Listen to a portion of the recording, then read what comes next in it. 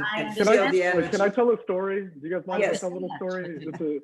So this must have been 5 years ago already. And I went into a Starbucks. I used to frequent Starbucks. Now I go to more local cafes to support local businesses. And I went into the Starbucks and the place was empty. I mean, literally there was a barista behind the counter and me walking in. So I order my coffee, I take my wait at the end of the line, I get my coffee and I go to look for somewhere to sit down. And so I'm walking through a totally empty Starbucks and I walk and I go, no, that chair doesn't have good energy. No, that chair doesn't have good energy. That table doesn't have good energy. I open the door, I'm going, no, nowhere inside of here has good energy. I'm going outside.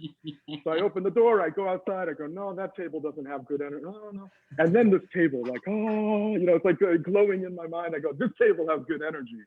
So I go and I sit down at that table and I get like almost down in the chair and I go, no, this chair doesn't have good energy. So I go to the other side of the table and I sit in that chair and I go, wow, I feel this chair has the best energy of all the tables, all the chairs in this empty stuff. This is the chair. I mean, and if you think about it, I walked past 20, 30 chairs, 15 tables, and I found the chair with the right energy. And I'm sitting here and I'm enjoying my coffee, so proud of myself that I found the chair at this Starbucks with the best energy of all of the chairs, And so then I'm sitting there, and of course now, because you guys know me already, I'm NLP, I'm analytical, and I start to question myself. I go, why did I choose this chair? Why did this chair have the best energy of all the chairs in all the Starbucks? And I'm sitting there and I have no idea, but I have nothing to do because I'm sipping my coffee. And then it hits me. I had this flash of a memory. It was very dim. And this memory plays in my mind of like 1 month earlier, I was at that Starbucks and it was packed, full of people, all the chairs, all the tables were taken. And as I was walking past, I saw this really nice looking person there. And I said, excuse me, do you mind if I sit here with you? I know it's a weird question. I don't know you, but do you mind if I sit here with you? And they said, sure. And they pointed at the chair that I ended up choosing, right? And then we ended up making such a good connection and having such a great conversation. And I walked away and I never thought about that moment again. And so, now I'm in an empty place. But that chair had the best energy. And if I didn't have this dim, vague, fluffy memory from weeks earlier, I would have gone, this chair had the best energy in the whole house. Man, good thing my energy detectors are so strong and I'm so enlightened.